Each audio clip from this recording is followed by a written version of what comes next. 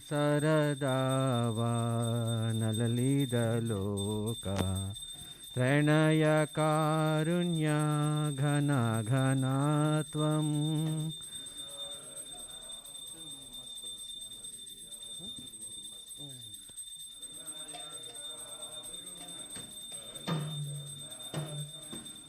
प्राप्तस्य कल्याणगुणार्णवस्य वन्दे गुरो श्रीचरणारविन्दम्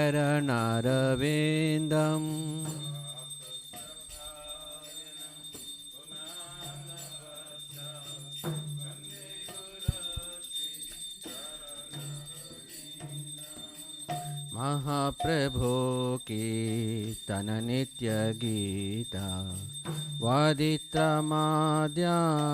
मनसो रसेन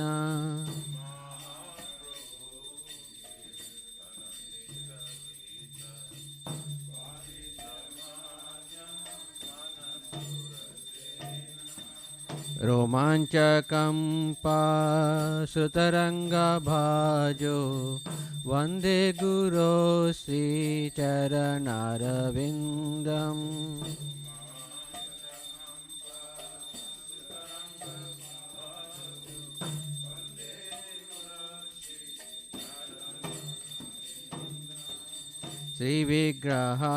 श्रीविग्रहाराधन नित्यनाना शृङ्गारतन्मन्दिरमाजनादौ जननित्यन्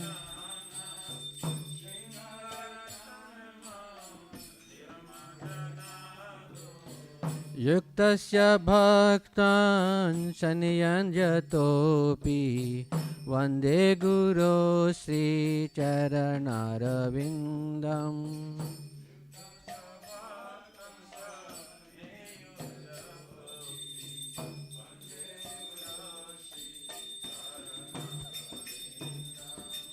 चतुर्विधा श्री भगवत्प्रसाद स्वादन्न तृप्तान् हरिभक्तसङ्गान्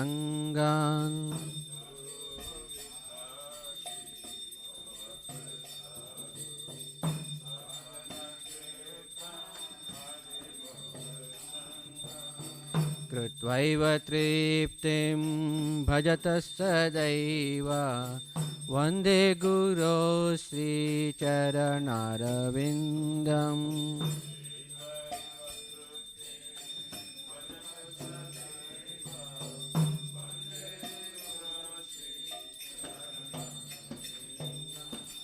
श्रीराधिका माधवयोरपार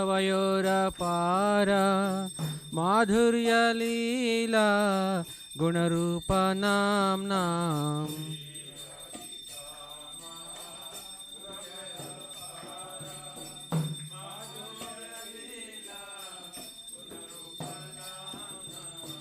प्रतीक्षणा स्वादनलोलुपस्य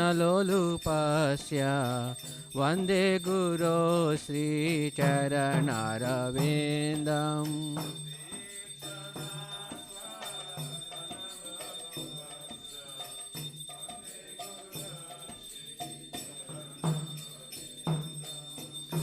निकुञ्जयूनो रतिकेलिसिद्धै यायालिभिर्युक्तिरपेक्षणीया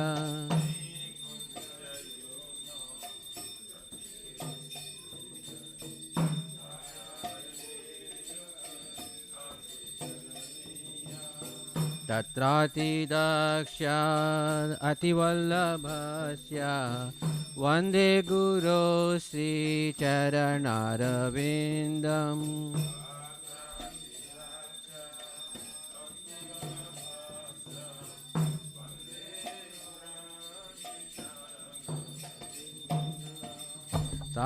साक्षाद्धरित्वेन समस्तशास्त्रै युक्तस्तथा भाव्यत एव सद्भिः साक्षाद्धरित्वेन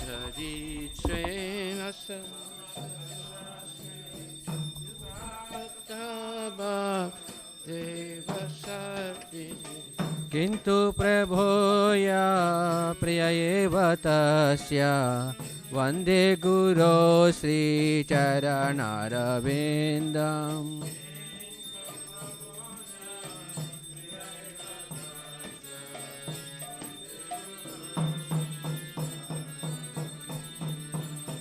यस्य प्रसादात् भगवत्प्रसादो यस्य प्रसादान् न गति कुतोऽपि यस्य प्रसाद भगवत्प्रसादो यस्य प्रसादानन्दितोऽपि ध्यायां स्तुवं तस्य यशस्त्रीसन्ध्यं वन्दे गुरो श्रीचरणारविन्दम्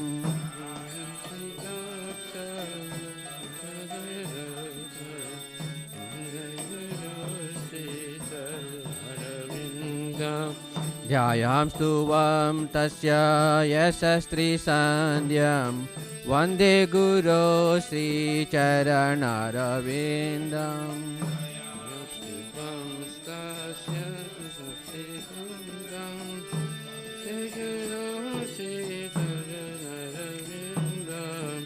हरे कृष्णा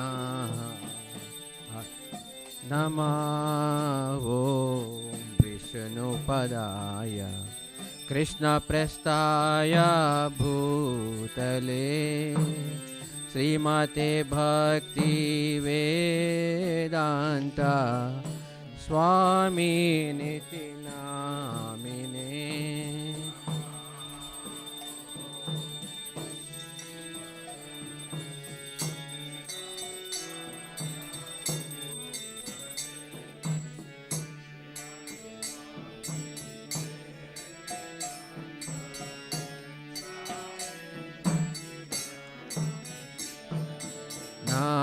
नमस्ते सारस्वती देवे गौरवाणी प्रचारिणे निर्विशेष शून्यवादी पाश्चात्य देशतारिणे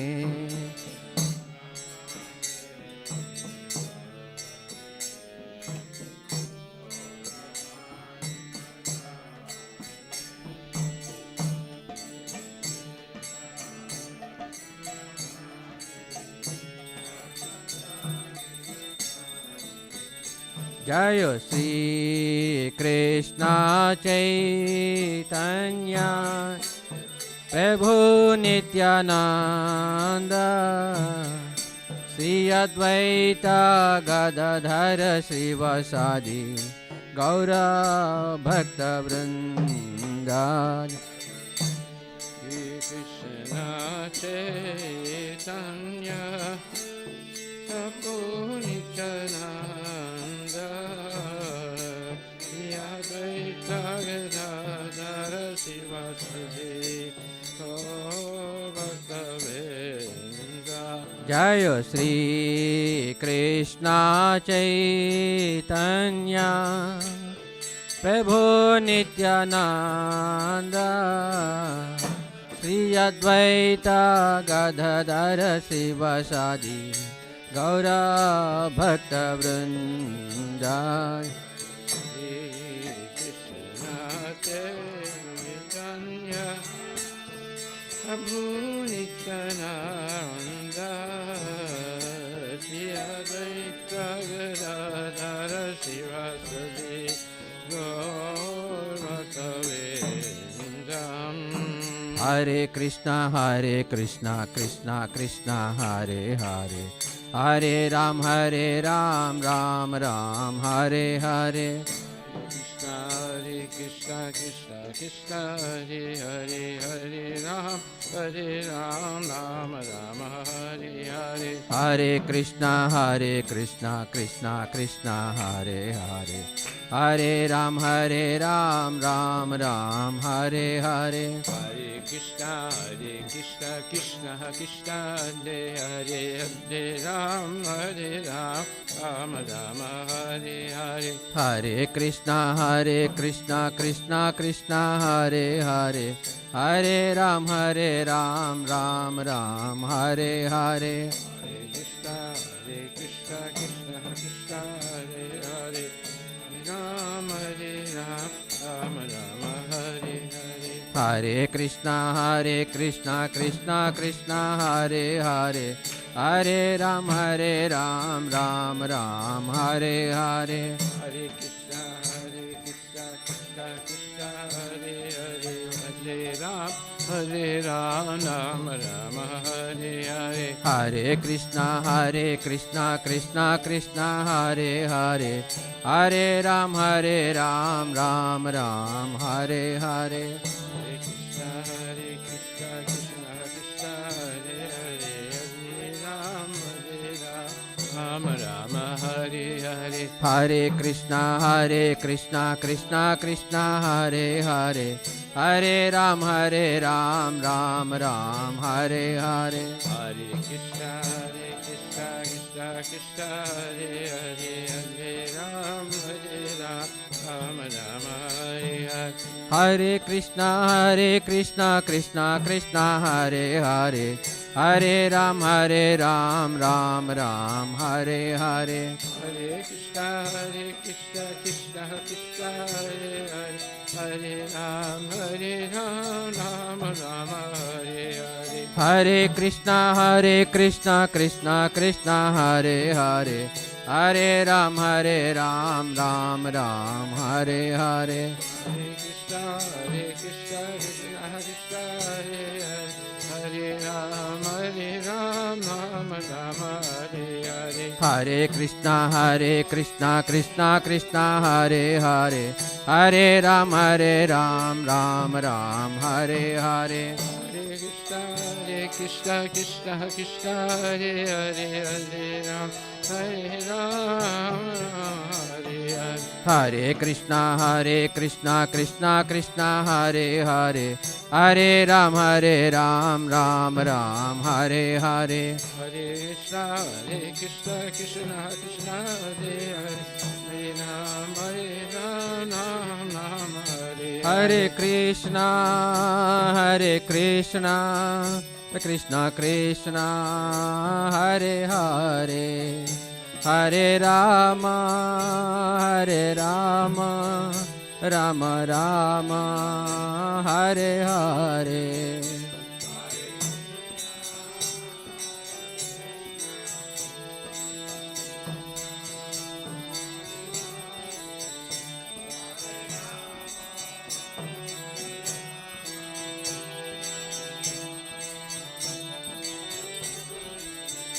Hare Krishna Krishna Krishna Hare Hare Hare Rama Rama Rama Hare Hare Hare Krishna Krishna Krishna Hare Hare Hare Rama Rama Rama Hare Hare Hare Krishna Krishna Krishna Hare Hare Hare Rama Rama Rama Hare Hare Hare Krishna Krishna Krishna Hare Hare Hare Rama Rama Rama Hare Hare Hare Krishna Krishna Krishna Hare Hare Hare Rama Rama Rama Hare Hare Krishna Hare Krishna Krishna Krishna Hare Hare Hare Rama Hare Rama Rama Rama Hare Hare Hare Krishna Krishna Krishna Hare Hare Hare Rama Rama Rama Hare Hare Krishna Hare Krishna Krishna Krishna Hare Hare Hare Rama Rama Rama Hare Hare Jayo Radha Nila Madhav Radha Nila Madhav Radhe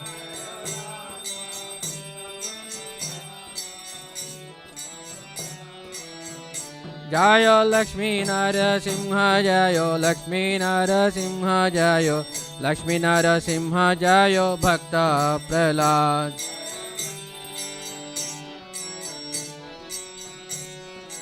Lakshmi Narasimha Jayo Bhakta Prahlad Jayo Sita Ram Jayo Lakshmana Hanuman Jayo Sita Ram Jayo Lakshmana Hanuman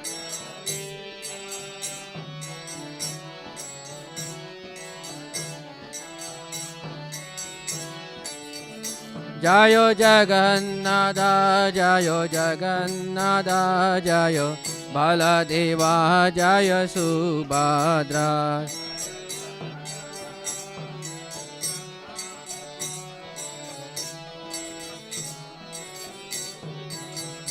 Nitai Gaura Hari Bol Hari Bol Hari Bol Nitai Gaura Hari Bol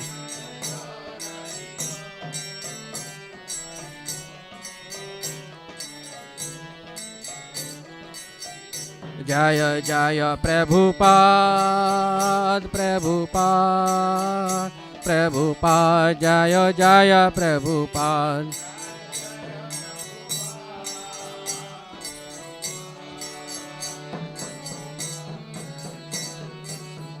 Jaya Jaya Gurudev Gurudev Gurudev Jaya Jaya Gurudev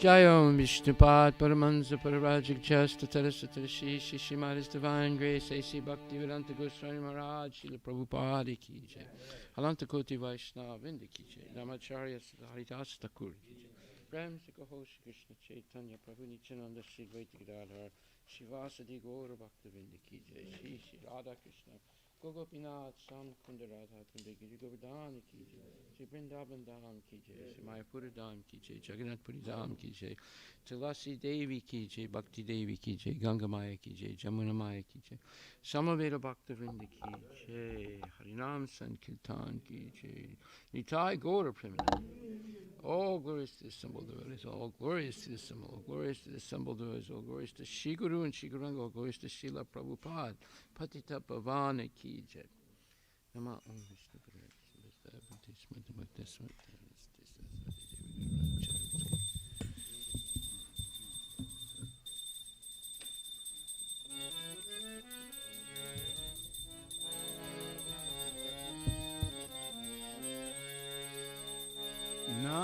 Namaste Narasimhaya Namaste Narasimhaya Namaste Narasimhaya Namaste Narasimhaya Prahlad Ladadaine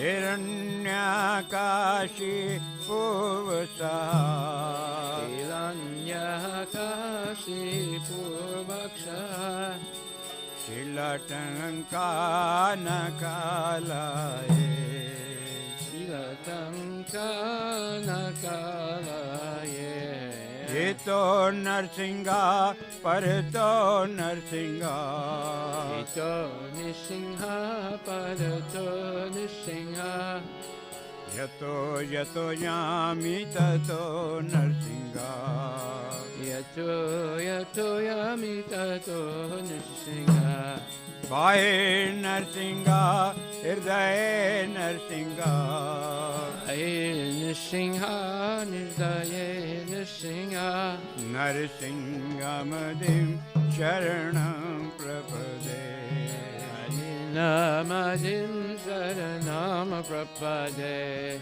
तव कर कमल वरे नखाम अद्भुत श्रृंगार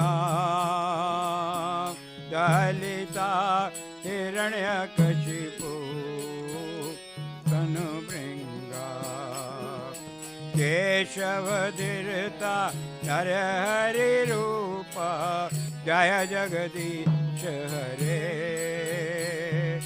जय जगदीश हरे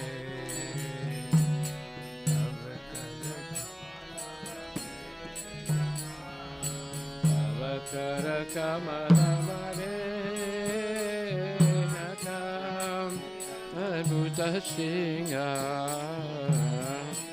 Alita Hiranyakashipu नर हरि रूपा जय जगदीश हरे Jaya Jagadisha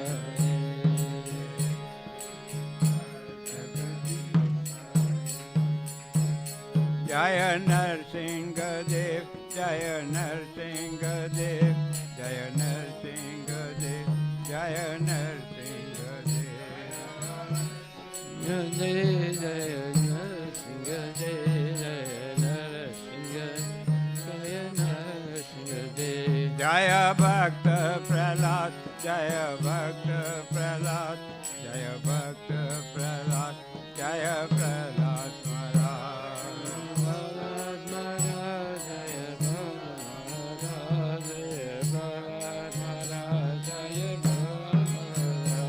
जय जय प्रभुपाद प्रभुपाद प्रभुपाद प्रभुपाद प्रभुपाद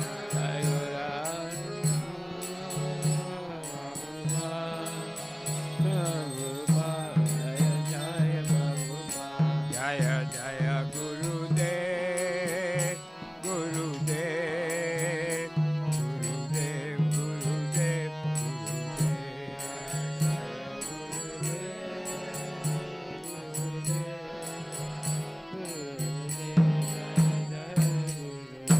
गुरु नरसिंह भगवान की जय भक्त प्रहलाद की जय प्रभुपाद महाराज की Tulsi Devi Maharani ki jai.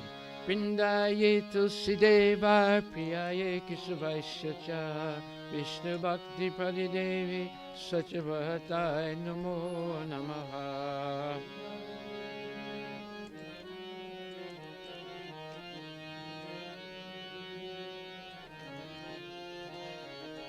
Vrindaye Tulsi Deva Priyaye Kesavaishacha Vishnu Bhakti Pradi Devi Sachavatai Namo Namaha.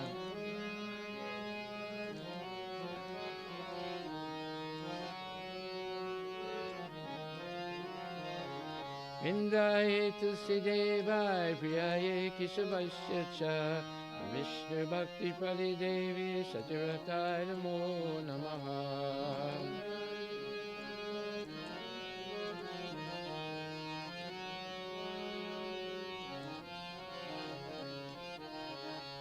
Vrindaye Tulsi Devi Maharani ki jai.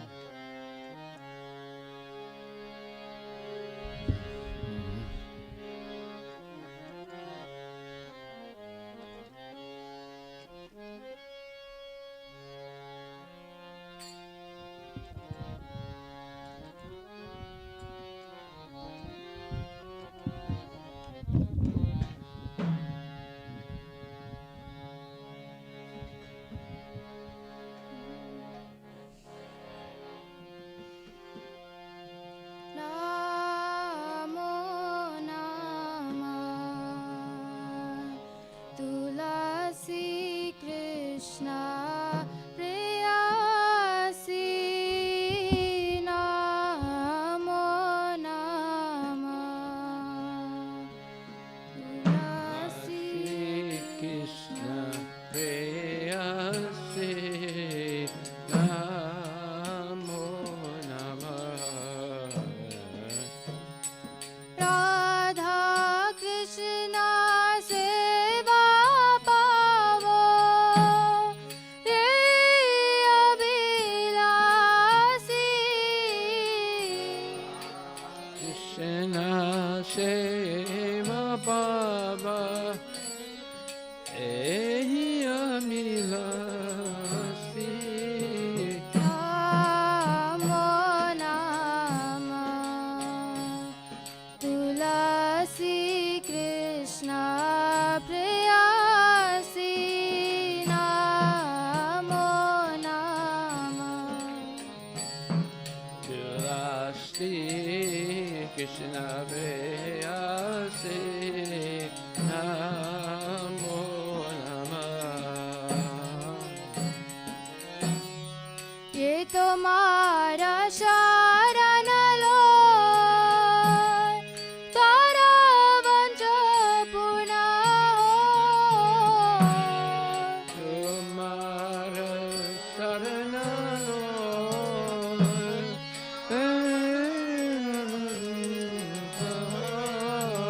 कृपा कोरी करो तारे वृंदावन वासी. Pakari karanatare Vrindavanavasi. तुलसी कृष्ण प्रेयसी नमो नमः. Shri Krishna Preyasi Namo Namah. मोरा ये अभिलाष विलास कुंज दियोवा.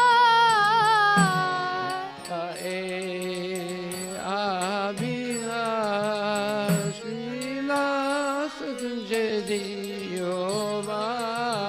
नयने रिवोसना जुगल रूप रासी. Mayane Nimasada Vrindavanavasi. तुलसी कृष्ण प्रेयसी नमो नमः. Shri Krishna Preyasi Namo Namah. এই নিবেদনাদারো সখীর অনুগত করো.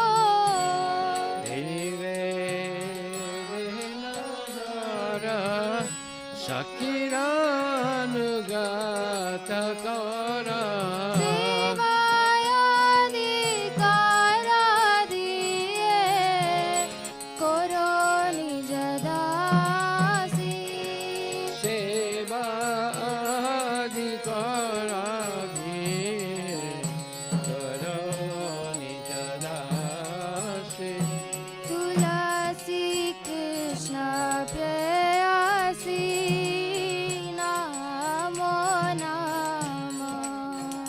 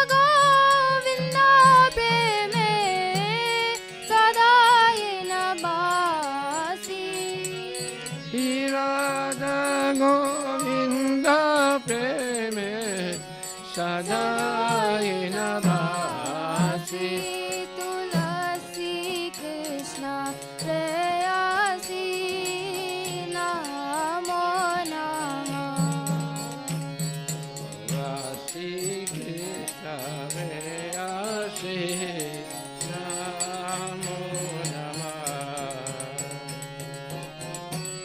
Yani Kani Cha Papani Brahmatyadikani Cha Tani Tani Pranashanti Pradakshina Pade Pade Yani Kani Japapani Brahmatyadikani Cha Tani Tani Pranisanti Adikshana Pade Pade Tani Kani Cha Papani Brahmatyadikani Cha Tani Tani Pranashanti Pradakshina Pade Pade Yani Kani Japapani Brahmatyadikani Cha Tani Tani Pranisanti Adikshana Pade Pade Tani Kani Cha Papani Brahmatyadikani Cha Tani Tani Pranashanti Pradakshina Pade Pade Tani Tani Japapani Brahmatyadikani Cha Tani Tani Pranisanti Adikshana Pade Pade Yani Kani Cha Papani Brahmatyadikani Cha Tani Tani Pranashanti Pradakshina Pade Pade Tani Kani Japapani Brahmatyadikani Cha Tani Tani Pranisanti Adikshana Pade Pade Hare Krishna Hare Krishna Krishna Krishna Hare Hare Hare Rama Hare Rama Rama Rama Hare Hare Hare Krishna Krishna Krishna Hare Hare Hare Rama Rama Rama Hare Hare Hare Krishna Hare Krishna Krishna Krishna Hare Hare Hare Rama Rama Rama Hare Hare Hare Krishna Krishna Krishna Hare Hare Hare Rama Rama Hare Hare Jaya Prabhupada Jaya Prabhupada Jaya Prabhupada Jaya Prabhupada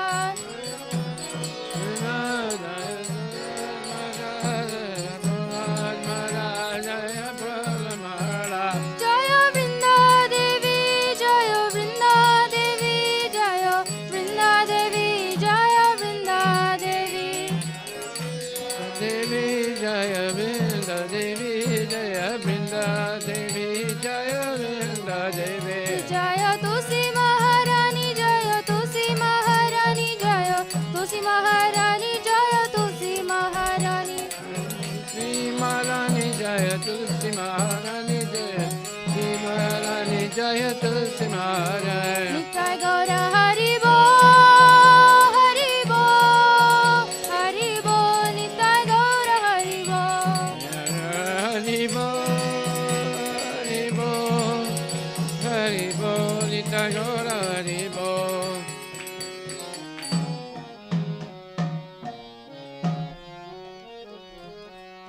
Tulsi Devi Maharani ki jai. Pindaye Tulsi Deva Piyaye Keshavasya Cha Vishnu Bhakti Padi Devi Satyavrataya Namo Namaha.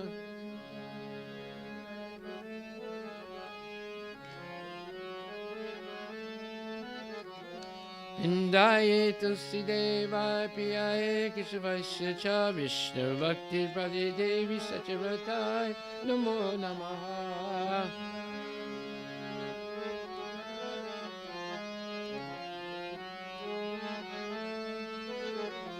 Vindaye Tulsi Deva Piyaye Kishavaisya Cha Vishnu Bhakti Padi Devi Satyavrataya Namo Namaha.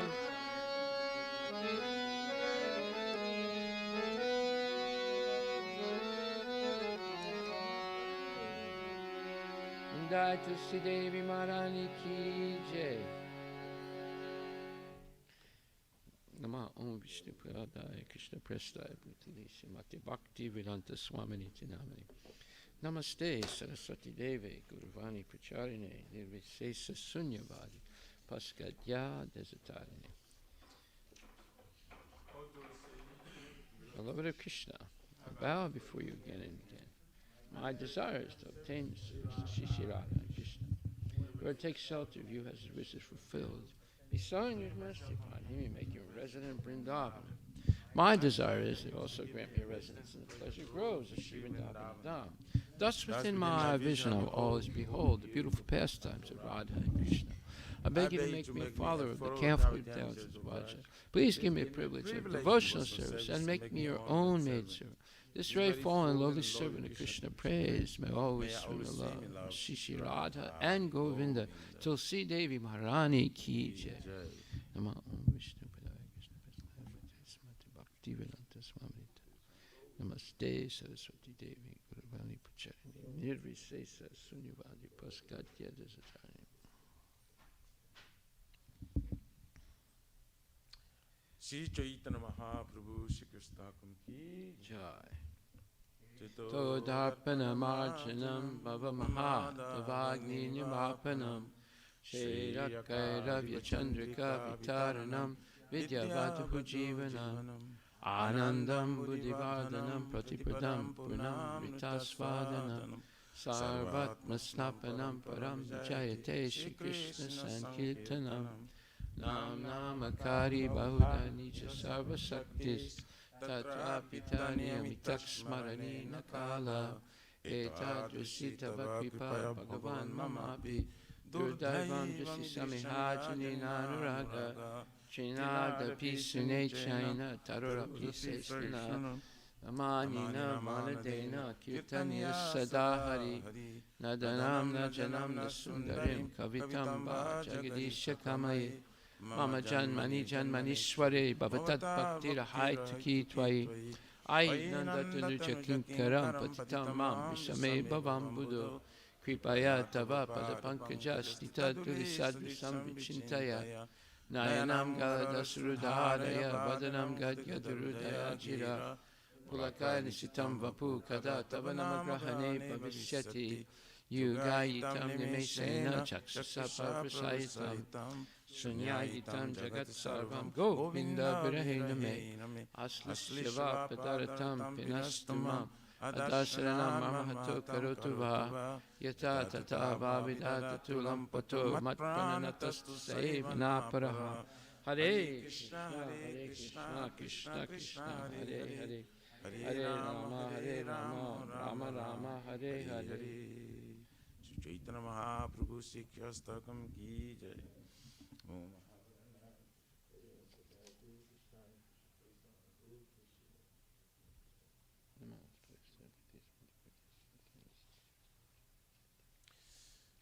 Glory to the Shri Krishna Sankirtan, which cleanses the heart with the dust accumulated for years and extinguishes the fire of conditional life for repeated birth and death. This Sankirtan moment is a prime benediction for humanity at large because it spreads the rays of the benediction moon. It is the life of all transcendental knowledge. It increases the ocean of transcendental bliss and enables us to fully taste the nectar for which all is anxious. O my Lord, your holy name alone can render all benediction to living beings, and thus you have hundreds of millions of names like Krishna and Govinda. In these transcendental names, you invest all your transcendental energies. There are not even hard and fast rules for chanting these names. O my Lord, out of kindness, you enable us to easily approach you by holy names. But I am so unfortunate that I have no attraction for them. One should chant the holy name of the Lord in a humble state of mind, thinking oneself lower than a straw in the street.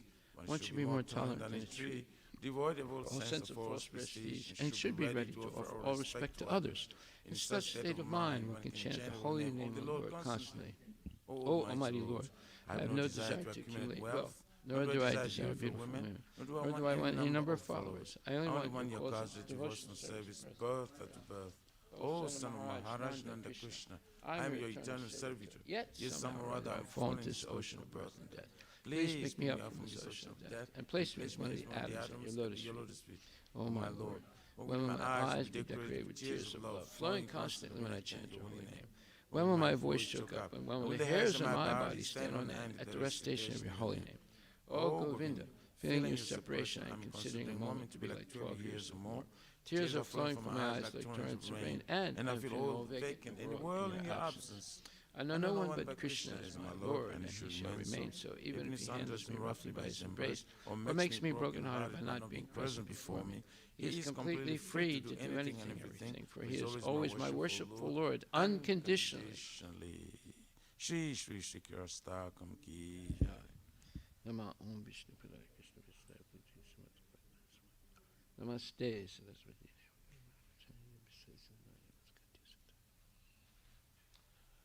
There are 10 offenses in matter of chanting the holy name of the Lord that should be avoided. They are as follows. 1. To blaspheme the devotees who dedicate their lives to propagating the holy names of the Lord. 2.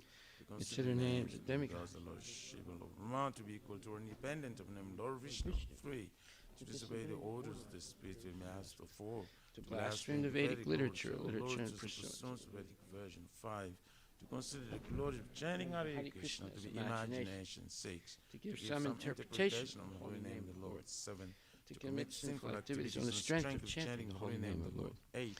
To consider the chanting of Hare Krishna as one of the auspicious ritualistic activities which are offered in the Vedas as fruit of activities karma kanda. 9. To instruct the faithless person about the glories of the holy name. And 10. To not have complete faith in the chanting of the holy name and to maintain material attachments even after understanding so many instructions in this matter. It is also an offense to be an attentive while chanting. Every devotee who claims to be a Vaishnava must carefully guard against these 10 offenses in order to quickly achieve the desired success. Krishna Prema! Now let us offer our most humble obeisances unto all the Vaishnava devotees of the Lord. They are just like desire trees that can fulfill the desires of everyone. And they are full of compassion for the fallen conditioned souls. Vanchakalpa tarabhyascha, kripa sindhubhyeva patitanam pavanebhyo vaishnavebhyo namo namaha Vaishnava Thakur ki jai. Namo Om Vishnu Krishna Vishnu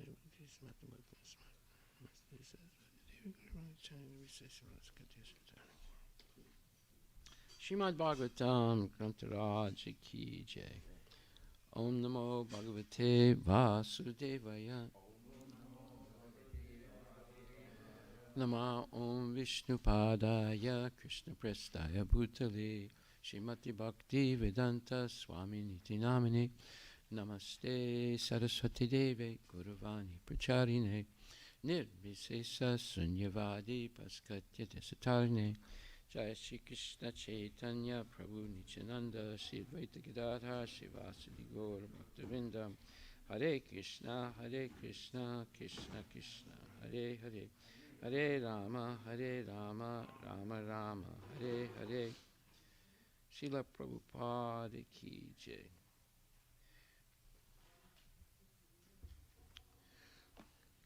Srimad Bhagavatam, Canto 2, Chapter 8. We're going to do verse 14 again. Yasmin karma samavayo yata yeno pagriyate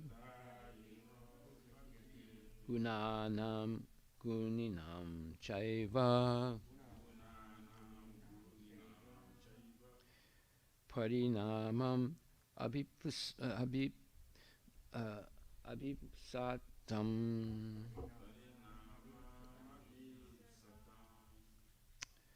yasmin, in which karma actions.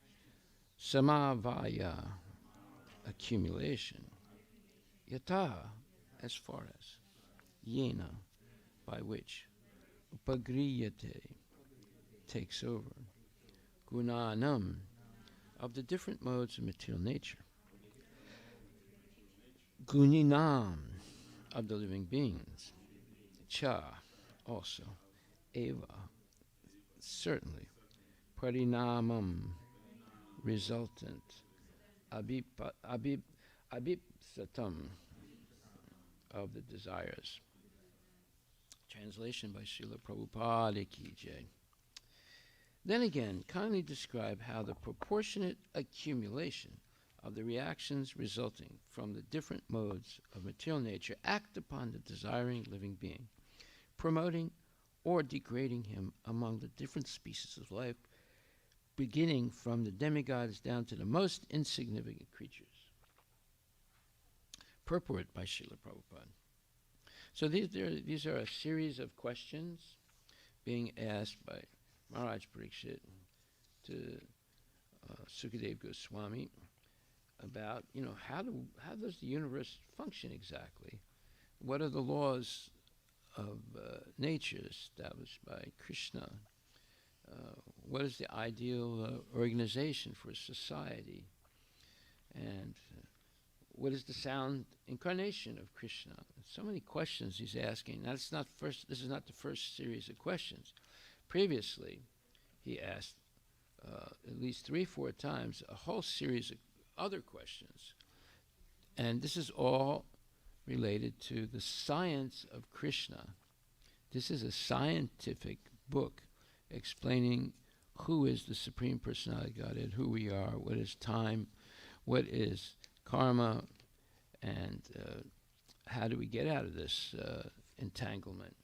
So, therefore, Maharaj Parikshit's questions are very significant, very profound, and of course, the answers that we'll hear are also extremely profound. So, it says, the actions and reactions of all works in the material modes of nature, either in the minute form or in the gigantic form, are accumulated, and thus the result of such accumulated actions and reactions of karma or work become manifested in the same proportion. So now it's explaining in very, let's say, exhausting depth or details, what is the law of karma exactly? How is it working? How does it affect us? How such actions and reactions take place, what the different procedures are, and in what proportion they act are all subject matters of Maharaj Parikshit's inquiries from the great Brahmana Sukadev Goswami. Life in the higher planets, known as the abodes of the denizens of heaven, is obtained not by the strength of spacecraft, as is now being contemplated by the inexperienced scientists, but by works done in the mode of goodness. So here, this is a monumental statement by Prabhupada. He's making it very clear that it's impossible, virtually impossible, for the mundane wranglers or the so-called scientists who are actually, they're studying, they're misleaders, they are full of ignorance, and they are destined to fail. And he's saying, you can't go to the heavenly planets by any mechanical arrangement, such as spacecraft and so forth. The only way you can go to the higher planetary planets or go back to Godhead is through devotional service. So when it's mixed devotional service, you might be able to reach the heavenly planets. You might even be able to reach Brahma Jyoti, but you can't go any further than that. It's only by pure, unalloyed devotional service that one could go back to Godhead. One can go back to Godhead. So we see that these are very important questions, and also we see how much money and time and energy the modern scientists are wasting trying to do some things that are impossible to do. They are so blind, they are so puffed up with false prestige that they ignore all the knowledge in the Srimad Bhagavatam and Bhagavad Gita And they try and do things that are impossible. And this is in every realm of so-called fake science. They're trying to do something that's impossible. For example, trying to become immortal in this body. That is nonsense. It's impossible. It's against the laws of nature. Trying to go to the heavenly planets. That's nonsense. It's impossible. You cannot infringe on the laws of nature. And trying to emulate Krishna, that's impossible. You cannot emulate Krishna or come to the same level or beyond Krishna. Everyone is subordinate to the Lord. And trying to heal cancer by genetic manipulation, that's impossible. It cannot be done. That's why after 70 years of collecting money to stop cancer, cancer is still not stopped. It's going on just as much, if not more than before. Even this COVID-19 hoax, it's impossible to stop it with a vaccine. And the proof is, even Dr. Fauci claimed this 2 days ago on the news, that more people are in the emergency room now, in intensive care. Most of the people in intensive care now are people who are already vaccinated once, twice, 3 times. See? So we can see how there's so many false claims being made by the so-called scientists, and it misleads people and makes them waste huge amounts of money, and it makes them waste their time and their precious human energy.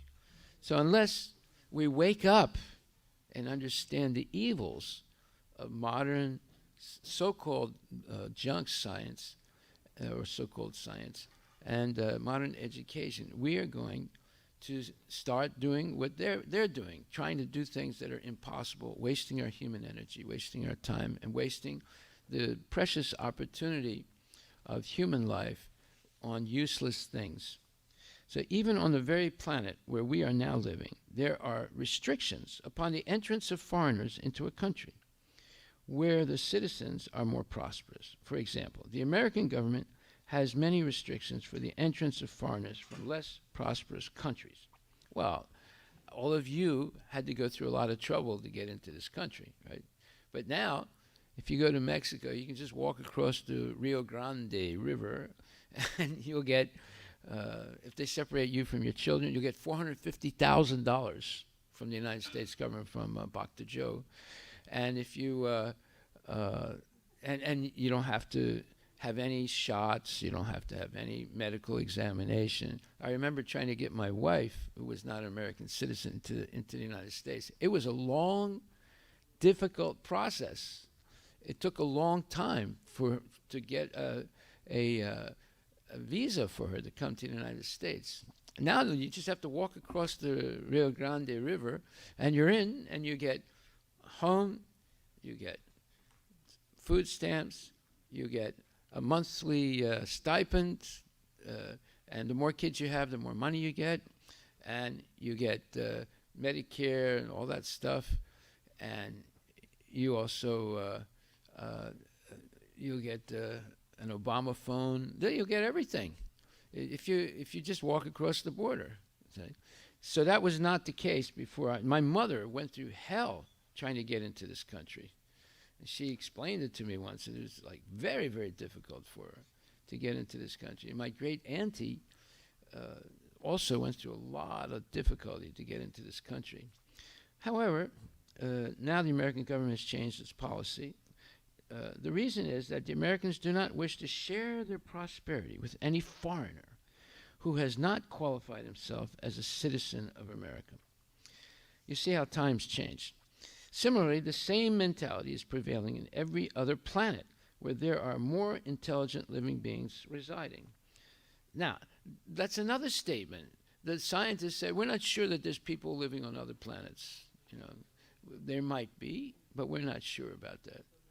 But if you read the Bhagavatam, you know that there are people on every planet in the universe, and all kinds of different weather patterns, all kinds of different body composition, but on every planet, everywhere, just on the Earth planet also, they discovered that there's hundreds, thousands of species they never encountered before 2 miles underneath the Arctic ice on the North Pole and on the South Pole, places where no sunlight can go. 2 miles down under the Arctic Ocean or the North Pole or the South Pole, there are hundreds and thousands of species that have never been discovered before, that they only recently discovered them. And they're living without sunlight and without and with very, very little or no oxygen.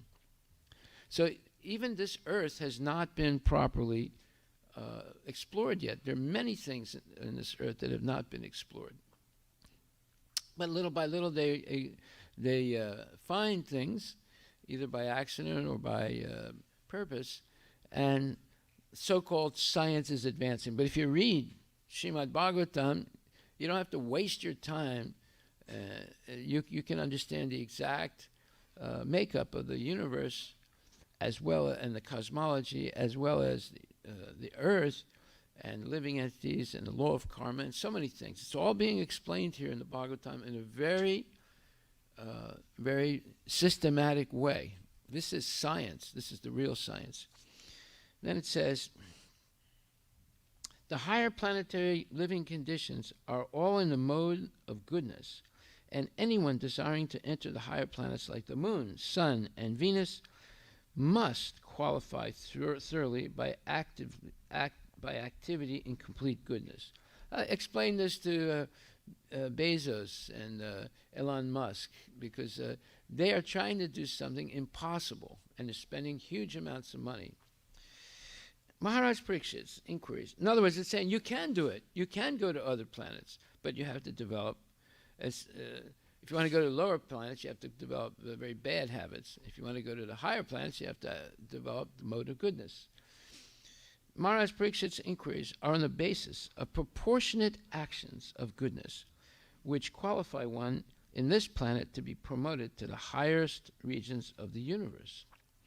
Even on this planet of our present residence, one cannot achieve a good position within the social order without being qualified and proportionate good work. With proportionate good work, one cannot forcibly sit on the chair of a high court judge without being qualified for the post. Similarly, one cannot enter into the higher planetary systems without being qualified by good works in this life. Persons addicted to the habits of passion and ignorance have no chance of entering the higher planetary systems simply by an electronic mechanism. There it is. He's saying the same thing over and over again. It's impossible. But yet, they think they can do it. The Elon Musks and the Bezos and all these other people, they think they can do something that's impossible. And they're wasting people's money, wasting people's time, giving false hopes of things that are impossible to do. According to the statement of the Bhagavad Gita 9.25, persons trying to qualify themselves for promotion to the higher heavenly planets can go there. Similarly, persons trying for the Pitralokas can go there. Similarly, persons trying to improve the conditions on this earth can also do that. And persons who are engaged in going back home, back to Godhead, can achieve that result. The various actions and reactions of work in the mode of goodness are generally known as pious work with devotional service, culture of knowledge with devotional service, mystic powers with devotional service, and at last, devotional service unmixed with any other varieties of goodness. This unmixed devotional service is transcendental and is called para bhakti. It alone can promote a person to the transcendental kingdom of God. Such a transcendental kingdom is not a myth, but is as factual as the moon. One must have transcendental qualities to understand the kingdom of God and God himself. So there you have a very clear understanding here of, if you want to be progressive in your life, then you have to progress in the mode of goodness. And that's explained. We're going to go back and find out exactly what that means. But here it says that without devotional service, all the other ways of progressing don't work, such as karma, jnana, and yoga. So the karma yogis, or karma kanda people, doing all kinds of rituals for material benefit, they will not be successful unless there's some measure of devotional service involved. And the jnanis, who are studying the Vedas over and over and over and over and over again, they will not succeed either unless there's some measure of bhakti in their life. And the yogis, who are developing tremendous material powers, the 8 siddhis, they will not succeed either unless they have some admixture of devotional service. But the devotees who are not interested in karma, jnana, or yoga, but simply interested in pleasing Krishna and Guru and the parampara, they will succeed because they're engaged in unalloyed devotional service with no mixture of karma, kanda, jnana, or yoga. So Arjuna, for example, he never did any yoga. There's no history of him doing any asanas or pranayamas or dharanas or anything like that. He was a warrior. He was a fighter. He's a killer. But he killed surgically the bad guys and protected the good people. But he never did yoga. But he's known as the greatest yogi because, as Krishna says at the end of the 6th chapter, yoginam apisarve sammadgatanantaratmana shadavam bhajate yumam same yuktutamo matak. And of all the yogis, Arjuna, he who is always thinking of me, always engaged in my service, always offering me his love and devotion, he is the greatest of all. And of all yogis, the one with great faith, who always abides in me, thinks of me within himself, and renders transcendental loving service to me. He is the most intimately united with me in yoga, and is the highest of all. That is my opinion. So, whose opinion should we accept? The speculator, philosophers, and scientists, or Krishna's? Krishna is the Supreme Personality of Godhead. No one is equal to or greater than him. He is the possessor of all knowledge, all beauty, all fame, all wealth, all power, and all renunciation. So when it says that he possesses all power, the light of the sun is coming from him. But yet the scientists, they're spending at least $30 to $50 billion, and it'll probably go up into the trillions, trying to imitate fusion energy, which they believe is the source of the sun's energy. And they have a gigantic project that started in the 1990s and was supposed to finish by the 2040 of reproducing the sun's, the same thing that they claim the sun does, of infinite energy through fusion. Now, this is nonsense. And then also, they've been trying to make what's called the God particle. Using Einstein's theory, E equals mc squared, they're trying to produce matter and mass from energy. And they have these gigantic cyclotrons. The biggest one, or one of the biggest ones, is in Switzerland, near the French border. And then England has one, and France has one also. And they're all trying to imitate God. In other words, how Krishna instructed Brahma to transform the energies coming from Krishna, such as earth, water, fire, air, ether, mind, and intelligence, into bodies, and functioning bodies, and living entities, and 8,400,000 different species, and so forth. So these are impossible things to do, but yet, and they said, well, we're working on it, and you just give us, another 30, 40 years, and at least, $1 trillion, and we'll get it done. There are 35 different nations contributing to the gigantic fusion experiment in southern France. And in the same way, there are many different governments funding the cyclotron in Switzerland. And then individual governments like the British, the United States, and others, have their own cyclotrons. So they're into this business of cracking atoms because they were able to figure out how to crack atoms and release a gigantic amount of energy called the atomic bomb and then the nuclear bomb in World War II. So since that time, they've been experimenting in other ways of harnessing that tremendous energy of atoms being cracked. Like, for example, the best mineral, or one of the best minerals for producing an atomic bomb is called uranium. And, you know, the first bomb thrown on Hiroshima in Japan by the United States, the first atomic bomb, didn't have more than about, I think, like 10 pounds of uranium. But it was prepared to be cracked, and then boom, all this energy came out of it. And that's what's meant by C equals mc squared, that when you square the speed of light, and at that point, light is energy.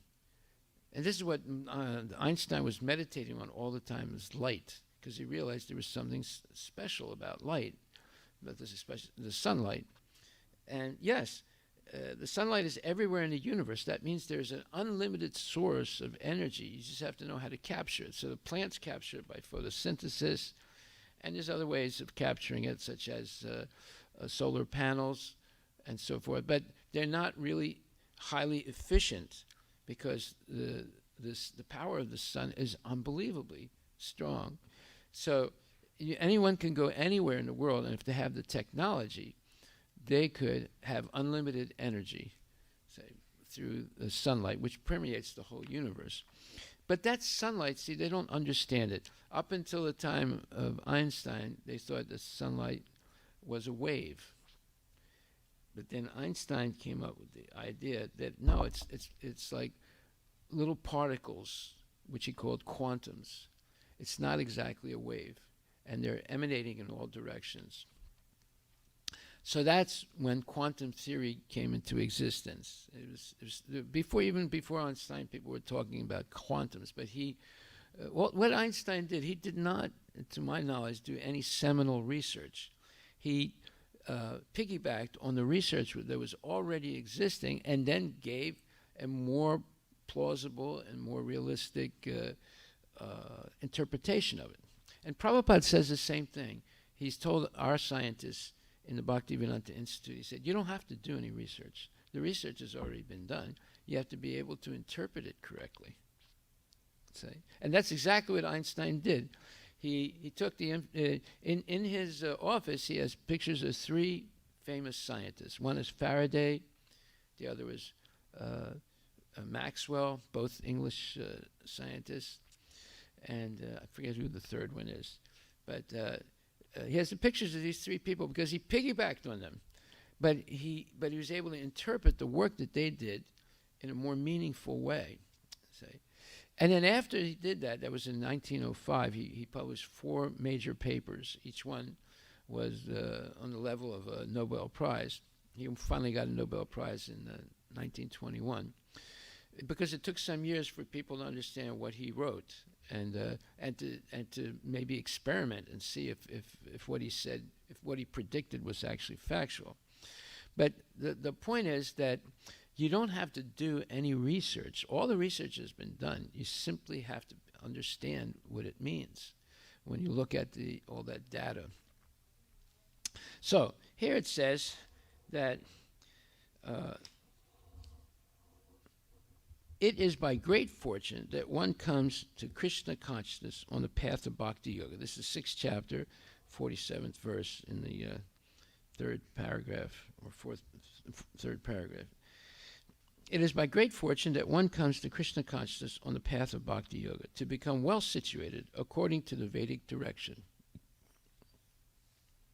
The ideal yogi concentrates his attention on Krishna, who is called Shama Sundara, who is as beautifully colored as a cloud, whose lotus-like face is as effulgent as the sun, whose dress is brilliant with jewels, and whose body is flower garlanded. Illuminating all sides is his gorgeous luster. See, that's the Brahma Jyoti is spread in all directions, right? And when because waves usually go in one direction, right? Or they can be pointed in different ways, but you have to point them. But quantums of light. Now they call it quantums, but actually in the Brahma Samhita, in the purport to Brahma Samhita, Yasya Devi Parabhak. No, I'm sorry. Anyway, in the 5th chapter, Brahma Samhita, 35th verse, it explains that the Brahma Jyoti is made up of pencils of light, and they are jivas. They're living entities, and there's billions and billions of them. That's what the light is made up of, and therefore it emanates heat and light all throughout the universe. So waves usually go in they have to be directed, but the Brahma Jyoti goes immediately in all different directions, and therefore is full of this spiritual energy in the form of jivas. It's in the form of jivas, but they're not. They don't have their bodies yet, but their souls are present. So you can see the source of all power is always the soul. There's the Paramatma and the Jivatma. So, therefore it says, illuminating all sides is his gorgeous luster, which is called the Brahma Jyoti. He incarnates in different forms such as Rama, Nishinga, Varaha, and Krishna, the Supreme Personality of Godhead. And he descends like a human being as the son of Mother Yasoda. And he is known as Krishna, Govinda, and Vasudeva. He is the perfect child, husband, friend, and master. He is full with all opulences and transcendental qualities. If one remains fully conscious of these features of the Lord, he is called the highest yogi. So that was Arjuna's position. That's Bhisma Pitamaha's position. That's Kunti's position.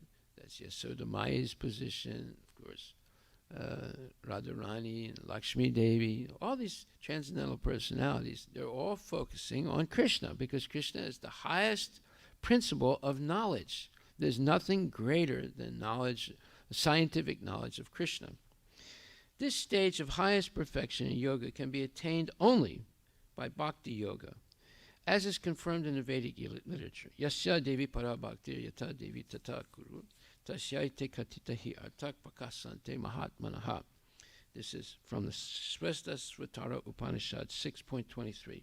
Only unto those great souls who have implicit faith in both the Lord and the spiritual master are all the imports of Vedic knowledge automatically revealed. So this word implicit is very important. Let's look it up on the dictionary. Implicit means you have no doubts about it. You're absolutely sure about it. It's self-evident. There's not even question of questioning it. What does it say? It's subtle, and at the same time, it's blatantly revealed. What does it say? Implicit. Yeah, there you go. Without any doubt. So it's an important word to know in spiritual life. Implicit. And it's saying implicit faith. In other words, you have no doubt that Krishna exists, even if you think you can't see him. Still, you know for sure he exists on the basis of Shruti, the spoken words of the pure devotees. Originally Krishna, and then also the acharyas. And Krishna says, Aham sarvasya prabhavo matak sarvam pravartate iti matva bhajante mam buddhabhava samanvritaha. He says, I am the source of everything. And anyone who knows this about me engages in my devotional service. And he also says in the 15th chapter, 19th verse, Yomam evam asamudo janati purushottamam sarvavit bhajanti mam sarvabhavena bharata. Whoever knows me as the Supreme Personality of Godhead without doubting, is the knower of everything. He therefore engages himself in full devotional service to me, O son of Bharata. And then Prabhupada writes, there are many philosophical speculations about the constitutional position of living entities and the supreme absolute truth. Now in this verse, the Supreme Personality of Godhead clearly explains that anyone who knows Lord Krishna or himself to be the Supreme Person is actually the knower of everything. The imperfect knower goes on simply speculating about the absolute truth, but the perfect knower, without wasting his valuable time, engages directly in Krishna consciousness, the devotional service of the Supreme Lord. Throughout the whole of Bhagavad Gita, this fact is being stressed at every step. Stressed at, meaning every verse, every paragraph, every sentence, every letter of Bhagavad Gita stresses that Krishna is the Supreme Personality of Godhead. No one is equal to him or greater than him. Throughout the whole Bhagavad Gita, this fact is being stressed at every step. And still there are many stubborn commentators on Bhagavad Gita who consider the supreme absolute truth and the living one and the same. Yeah, well, that's Mayavadis and all the nonsense people. They think, Krishna is one of us. He has all the defects that we have. He's just a little bit better than us, that's all. But we can catch up on him. We can catch up on him by doing this thing or that thing, this method or that method. We'll also become God. Vedic knowledge is called Shruti, learning by oral reception. You don't learn it by reading so much. You learn it by hearing it, spoken by genuine devotees. One should actually receive the Vedic message from authorities like Krishna and his representatives. Hare Krishna distinguishes everything very nicely, and one should hear from this source. Simply to hear like the hogs is not sufficient. Hogs also have ears. Asses also have ears, and worms also have some kind of hearing mechanism, and so do monkeys. They also have ears, and elephants, they got gigantic ears, right? But they don't hear like a human being because they have the ear, but they don't have the brain of the human being or the senses of the human beings. So therefore, we are endowed with instruments of learning that are much greater than all the other species. But if we use them, or if we waste them on the internet, playing video games, if we waste them hearing about sex, and hearing about politics, and hearing about sports, and hearing about the stock market quotes, and hearing about the weather, and hearing about this, and hearing about that, then we waste all that potential, and it becomes rusted and crusted, and it becomes useless in the end. We can't even figure out who we are, let alone who Krishna is. So therefore, it's important to use these senses to meditate and to be focused on learning the science of Krishna. That's what this whole Bhagavad Gita and Srimad Bhagavatam is about. Krishna speaks himself in Srimad Bhagavatam, the science of himself, and the Krishna's devotees speak in Bhagavad Gita, the science of Krishna, but in huge detail, and we'll go over that in a minute. So it says, simply to hear like the hogs is not sufficient. One must be able to understand from the authorities. It is not that one should simply speculate academically. One should submissively hear from Bhagavad Gita that these living entities are always subordinate to the Supreme Personality of Godhead. Anyone who is able to understand this, according to the Supreme Personality of Godhead, Sri Krishna, knows the purpose of the Vedas. No one else knows the purpose of the Vedas. So, you just take this one paragraph, write it down, write it down, and put it on your computer, and just keep looking at it every day to remind you what is real and what is not real. Like, for example, what are they promising now? Well, Trump was promising that once we have the vaccine, then it's all over. Then we can go back to having a roaring economy again, and you'll vote me in as president. Well, that's not what happened. And then Biden is using all his mandates. You have to be vaccinated first, and then you have to take the second booster, and then the third booster, and then the fourth booster, and then the 10th booster, and the 50th booster. And you have to always wear a mask, and you have to do this, and you have to do that. It's all a bunch of nonsense Why? Because most of the people in the intensive care now are people who are vaccinated already. So what was the purpose then, right? And then also, nobody was saying, look, you gotta improve your immune system. Give up eating meat. Give up having illicit sex. Chant Hare Krishna. Regulate the senses. Go to sleep early. Wake up early. Chant Hare Krishna. And don't waste your time doing nonsense things. No, they didn't say that. They said they're putting everything on trusting the vaccine, which doesn't really work. So here we see a complete nonsense going on. Not only that, Elon Musk saying, "Well, pretty soon, you can have sex in space. I'm building a space spa." This is nonsense, right? They're going to take all the nonsense from the Earth to wherever they go in space. What's going to be his spa that's maybe 400 miles up in the air, or it's going to be the moon, or it's going to be Mars. All the nonsense that they have on the Earth, they're going to take with them. See? That's why they'll never succeed, because you cannot go to the higher planets unless you are very, very staunchly established in the mode of goodness, and you can't go back to Godhead unless you're in transcendental goodness.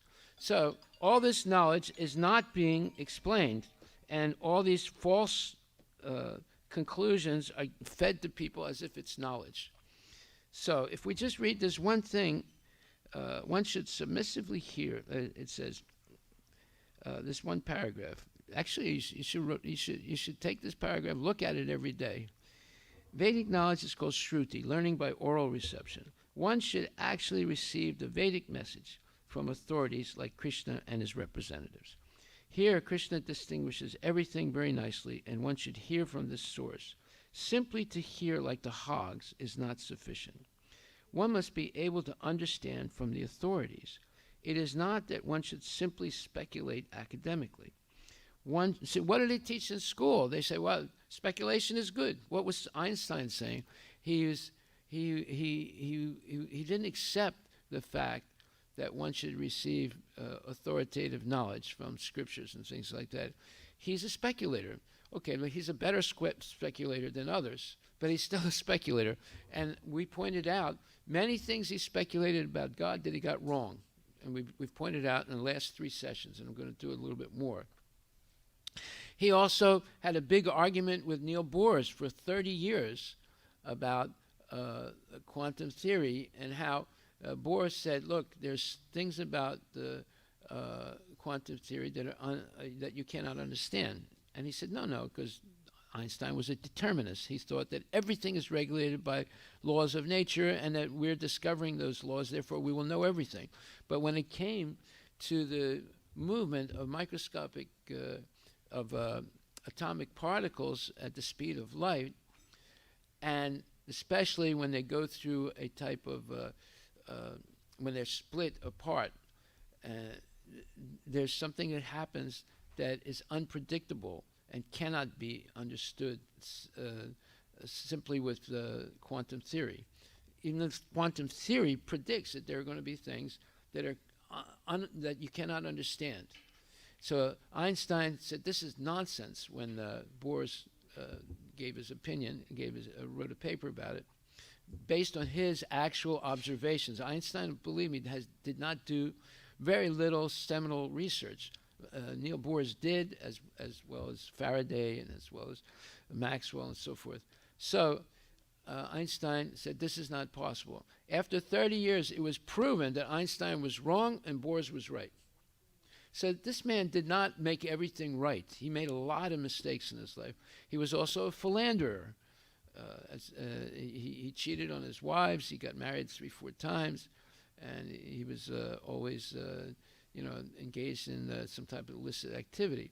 So he's not the great, smartest person in the world. If anything, he's like an ordinary dumbbell when it comes to life and when it comes to understanding God. He did make some brilliant realizations based on piggybacking on other people's research. He gave a better interpretation. That's fine. And he got recognized for it with a Nobel Prize. But they touted him after that as the smartest man in the world. And that was a mistake. He was not the smartest man in the world. When it comes to life, when it comes to believing that there's a soul and eternal life, he rejected it. He said, I don't believe that there's a soul that's eternal. And I said, and even if it is, I don't want it. And he said, I don't believe that there's a personal God. And I don't believe that God punishes people and rewards people by their activities. And so he went through a whole litany of false assumptions about Krishna. And we went over a lot of them. So here, if you read this every day, here Krishna distinguishes everything very nicely. And one should hear from this source. Simply to hear like the hogs is not sufficient. One must be able to understand from the authorities. It is not that one should simply speculate academically. One should submissively hear from Bhagavad Gita that these living entities are always subordinate to the Supreme Personality of Godhead. Anyone who is able to understand this, according to the Supreme Personality of Godhead himself, Lord Krishna, knows the purpose of the Vedas. No one else knows the purpose of the Vedas. Okay, so now these questions that were from second canto, 8th chapter, starting around verse number 7 and going on to verse number 15 and 16 and 17. These are not the only questions that Maharaj Pariksit asked. He asked a lot more. And if we go back to, in the same canto, second canto, 4th chapter, let's take a look at that. Second canto, 4th chapter, verses 4 and 5. Okay, let's see what he says. He says,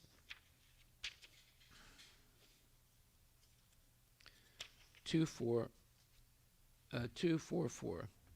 O great sages, the great soul Maharaj Pariksit, constantly wrapped in thought of Lord Krishna, knowing well of his imminent death, renounced all sorts of fruitive activities, namely acts of religion, economic development, and sense gratification, and thus fixed himself firmly in his natural love for Krishna and asked all these questions exactly as you are asking me. And what are those questions? Let's take a look. It was at the end of the previous thing. Anyway, Maharaj Pariksit said, O learned Brahmanas, you know everything because you are without material contamination. Therefore, whatever you have spoken to me appears perfectly right. Your speeches are gradually destroying the darkness of my ignorance, for you are narrating the topics of the Lord. I beg to know from you how the personality of Godhead, by his personal energies, creates these phenomenal universes as they are, which are inconceivable even to the great demigods.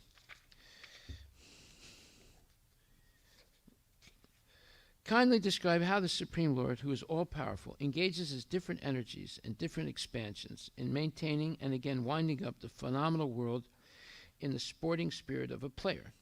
O learned Brahmana, the transcendental activities of the Lord are all wonderful, and they appear inconceivable because even great endeavors by many learned scholars have still proved insufficient for understanding them. So, didn't we hear from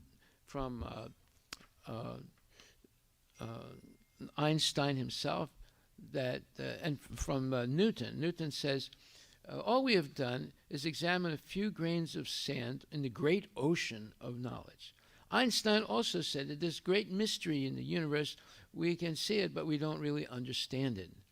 And we have only scratched the surface of knowledge of how things are working in the universe. So both of them, who are top scientists, admitted that their understanding of the universe is very sketchy, even though they came up with many brilliant ideas that seemed to advance science. But whatever they did, they realized there's way more to be realized, and they're just beginning in their search of the absolute truth. And then again he says,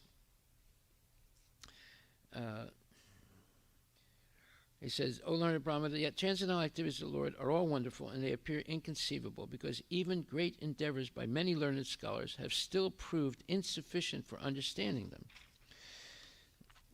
The Supreme Personality of Godhead is one, whether he alone acts with the modes of material nature or simultaneously expands in many forms or expands consecutively to direct the modes of nature. So, so how can one person do this? Or maybe he's able to expand himself, and which he does. Krishna has billions of expansions of himself as the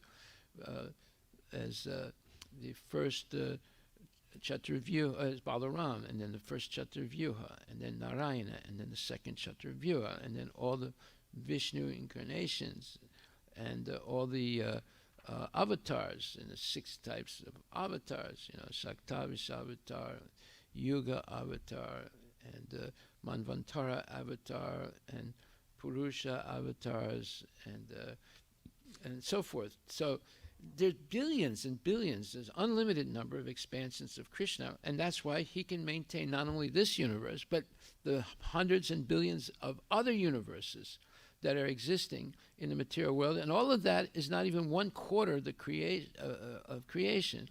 The 3/4 of it is the spiritual world that was never created. It's eternal, and is much, much greater than the entire conglomerate of the material universes.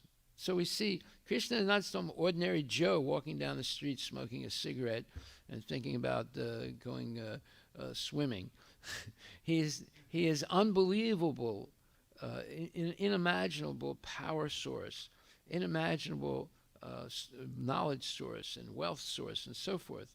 And unless we stop focusing on nonsense things and turn our complete focus on Krishna, we'll never understand this.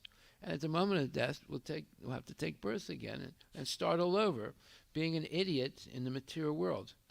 So then he says, Sutta Goswami said, when Sukadeva Goswami said, when Sukadeva Goswami was thus requested by the king to describe the creative energy of the personality of Godhead, he then systematically remembered the master of the senses, Sri Krishna, and to reply properly, he spoke thus.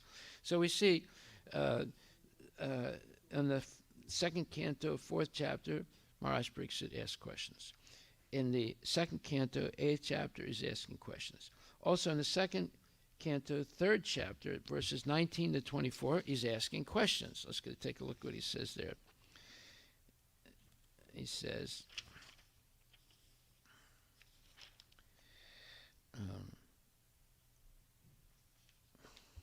Sukadeva Goswami said, Maharaj Pariksit, as you have inquired from me as to the duty of the intelligent man who is on the threshold of death, so I have answered you.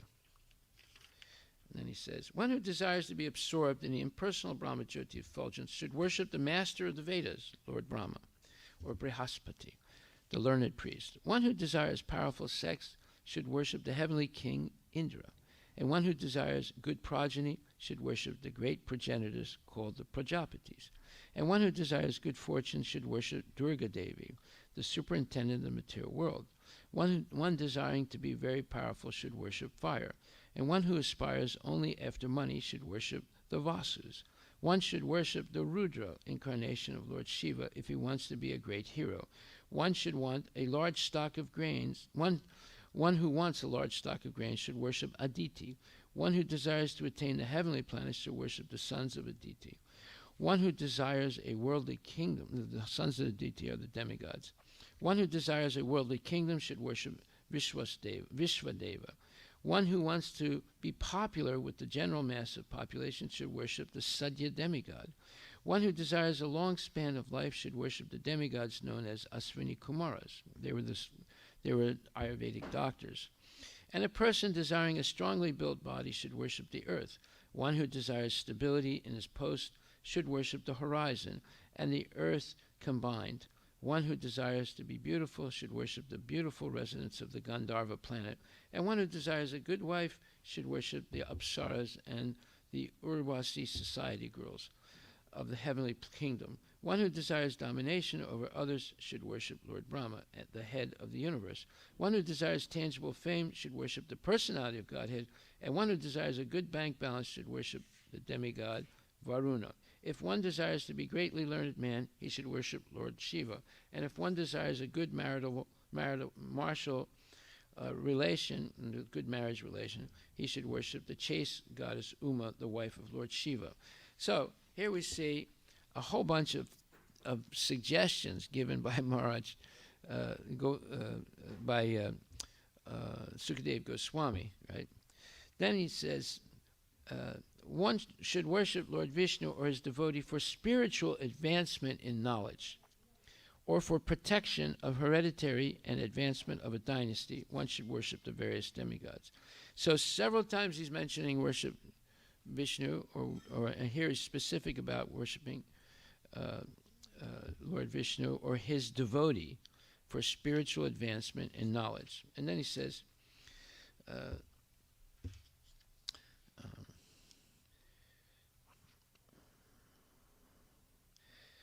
a person who has broader intelligence, whether he be full of all material desire, should, without any material desire or desiring liberation, must by all means worship the supreme whole, the personality of Godhead. So that's a very famous verse. Akama sarvakama va moksha kama udari dehi tivrena bhakti yogena yajata purusham param. And then it says, all the different kinds of worshippers of multi-demigods can attain the highest perfectional benediction, which is spontaneous attraction, unflinchingly fixed upon the Supreme Personality of Godhead, only by the association of the pure devotee of the Lord. So you see, Sukadev Goswami is revealing to Maharaj Parikshit what is the ultimate knowledge, what is the ultimate goal, what is the ultimate purpose of human life, and how it can be achieved in this verse. This is second chapter, second canto, third chapter, verse number 11. And then he says, transcendental knowledge in relation with the Supreme Lord Hari is knowledge resulting in the complete suspension of the waves and whirlpools of the material modes. Such knowledge is self-satisfying due to its being free from material attachment, and being transcendental, it is approved by authorities. Who could fail to be attracted? Wow. Who could fail to be attracted? In the purport, Prabhupada says, according to the Bhagavad Gita 10.9, the characteristics of pure devotees are wonderful. So that verse 10.9 is, anyway, I'll think of it in a second. Basically, it says that whenever two devotees meet, they both hear and glorify the Supreme Personality of Godhead, and they derive transcendental bliss and ecstasy in doing so, and they enlighten each other. So those are two devotees. When two non-devotees meet, they talk about all nonsense things, computer games and this thing and that thing, and it's a complete wash. It's a complete devastation of the intelligence by hearing that type of talk. So according to Bhagavad Gita 10.9, the characteristics of pure mat karma krin mat mat chitta mat prana buddhyantax parasparam katyanti and so forth, nityanam and so forth. So when two devotees meet, they talk about the transcendental bliss of Krishna consciousness and Krishna's transcendental qualities and so forth. Mat chitta mat kata pranak buddhyantas parasparam katyanta samam nityam tushyanti cha ramanti cha. Okay. They derive great satisfaction and bliss by doing this. So then it says, this transcendental bliss is experienced even in the stage of devotional practice, sadhana avasta. That's the stage that we are all in, sadhana bhakti, if properly undertaken under the guidance of a bona fide spiritual master. In other words, even in this stage, one can taste this transcendental bliss of knowing Krishna. And in the mature stage, the developed transcendental feeling culminates in realization of the particular relationship with the Lord by which a living entity is originally constituted, up to the relationship of conjugal love with the Lord, which is estimated to be the highest transcendental bliss. So when you come to this point of purifying, becoming completely purified of all the anarthas and having full faith in Krishna and Guru, and Gurus, Siksha and Diksha Gurus, and having a taste for hearing this knowledge, this Srimad Bhagavatam, Bhagavad Gita, every day of your life, right up to the last day, then you begin to experience this transcendental feeling of bliss, and it culminates, or it ends up, by realization of our original relationship with Krishna. We were all with Krishna originally, and now, by this purification process, and by experiencing this transcendental bliss, hearing and chanting and engaging in devotional service, we begin to understand who we really are, what is our original eternal relationship with Krishna. And it culminates in realization of the particular relationship with the Lord by which a living entity is originally constituted, up to the relationship of conjugal love with the Lord, which is estimated to be the highest transcendental bliss. Thus, Bhakti Yoga, being the only means of God realization, is called Kaivalya. Kaivalya means it is completely transcendental.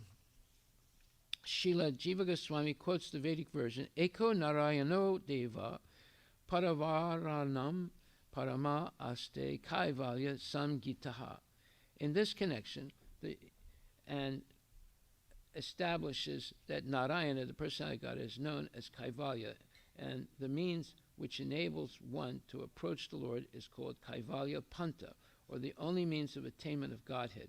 This Kaivalya Panta begins from Shravana, or hearing those topics that relate to the personality of Godhead, and the natural consequence of hearing such Harikatha is attainment of transcendental knowledge, which causes detachment from all mundane topics, for which a devotee has no taste at all. For a devotee, all mundane activities, social and political, become unattractive, and in the mature state, such a devotee becomes uninterested even in his own body, and what to speak of bodily relatives. In such a state of affairs, one is not agitated by the waves of the material modes. There are different modes of material nature, and all mundane functions in which a common man is very much interested, or in which he takes part, become unattractive for the devotee. This state of affairs is described herein as pratinivrita gunormi, and it is possible by atma prasada, or complete self-satisfaction, without any material connection. The first-class devotee of the Lord attains this stage by devotional service, but despite his loftiness, for the Lord's satisfaction, he may play the voluntary part of a preacher of the Lord's glory and dovetail all into devotional service, even mundane interest, just to give the neophytes a chance to transform mundane interest into transcendental bliss. Srila Rupa Goswami has described this action of a pure devotee as nirbandha Krishna sambandhe yukta vairagyam yuchyate. Even mundane activities dovetailed with service to the Lord are also calculated to be transcendental or approved kaivalya affairs, transcendental affairs. So therefore we see what's being said here in plain language is, if you develop this taste for hearing every day about Krishna, and you begin to imbibe this knowledge, to assimilate this knowledge as part of your soul, which it is originally, then you become blissful and uninterested in anything material. However, even though you're experiencing this transcendental bliss, even though you've lost any interest in any type of material endeavor, however, you will dovetail all material efforts into Krishna consciousness in order to help others by preaching and convincing them that they can also attain this transcendental state of bliss and eternal happiness and eternal spiritual body, which is their original source. So in other words, he's saying, although you lose all interest in material life, but the most advanced people will humble themselves and come back to material life in the sense of dovetailing everything material into the service of Krishna, which requires a lot of knowledge to know how to do that. And then they will help others become Krishna conscious. Just like that's exactly what Prabhupada did. He became a sannyasi. He lost all connection to his family. He didn't lose it. He voluntarily gave it up. He moved to Vrindavan, and he wrote books, and he did a lot of tapasya, and then he came to the West and spread this all over the West, right? And he had to deal with so many difficult material situations, opening temples, initiating people going away from Krishna consciousness, people going against him. His own god brothers were against him. He had to fight monumental, enormous obstacles and clear them. And why should he do it? Why didn't he just stay in Vrindavan and go back to Godhead? Because he did exactly what he's saying. It says here, the first class devotee of the Lord attains this stage by devotional service. But despite his loftiness, despite his elevation, his advancement in Krishna consciousness, for the Lord's satisfaction, to please Krishna, he may play the voluntary part of a preacher of the Lord's glory and dovetail all into devotional service, even mundane interest, just to give the neophytes a chance to transform mundane interest into transcendental bliss. In other words, he crosses the bridge, and then he can teach others to cross the bridge. What's the bridge? The bridge is transforming or dovetailing all devotional service, even mundane interest, into Krishna consciousness, and then to give the neophytes, that's us, a chance to transform mundane interest into transcendental bliss. So if you like computers, this is a mundane interest, right? So you use your computer savvy to promote Krishna consciousness. So this is what Namarata does. This is what so many devotees are doing. Chopadi, they're using all their expertise in computer technology to have to promulgate or to spread knowledge of Krishna. You see, that's what they're doing in the Veda base. That's what they're doing in Mayapur educational thing. They have all these courses online and so forth. So you can use everything material in the service of Krishna. But most people want to use everything material in the service of their own sense gratification, right? So that's Elon Musk, that's Jeff Bezos, that's Bill Gates, that was Steve Jobs, and so forth, and all the big industrialists and all the big politicians. They're using all the material energy in the service of their sense gratification. But when you use all that energy in the service of Krishna, then that mundane stuff becomes spiritual. And therefore it says, Srila Rupa Goswami has described this action of a pure devotee as nirbandha Krishna sambandha, in having no material attraction, but dovetailing everything into Krishna's service, and yukta vairagyam yuchate.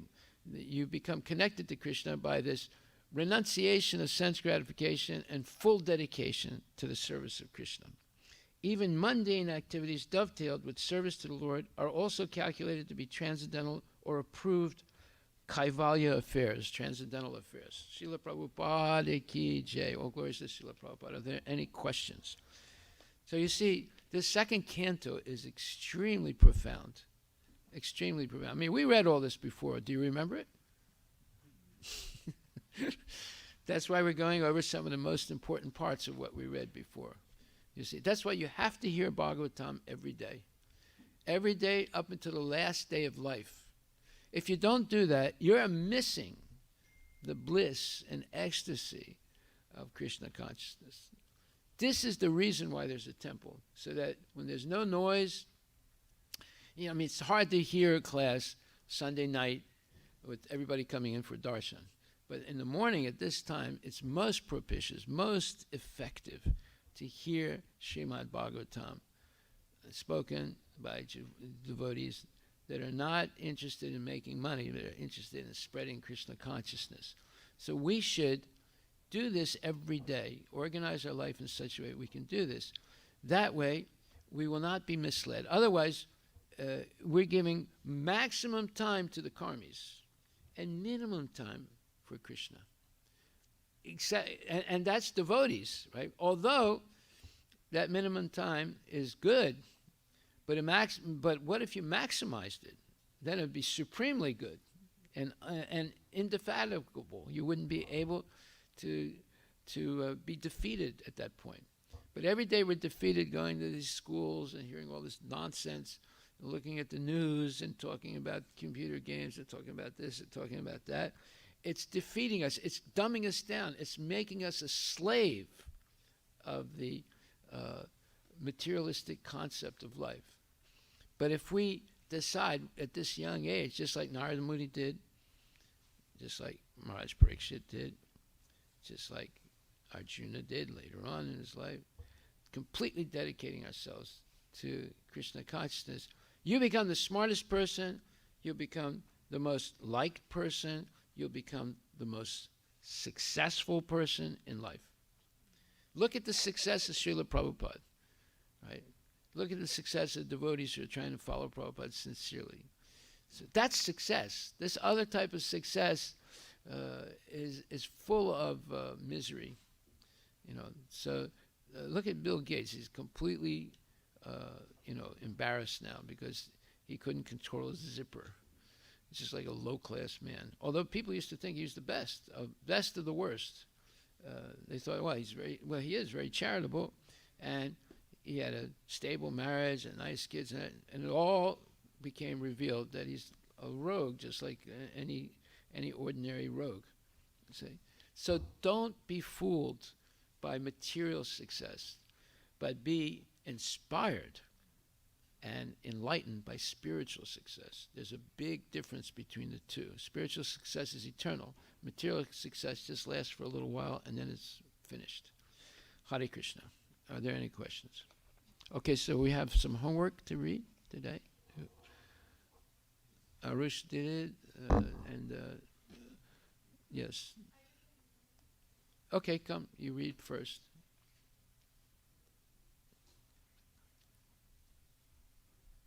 First state what the homework is. My dad helped me with it. That's okay. You have a good dad. And a good mom. Read what the homework is.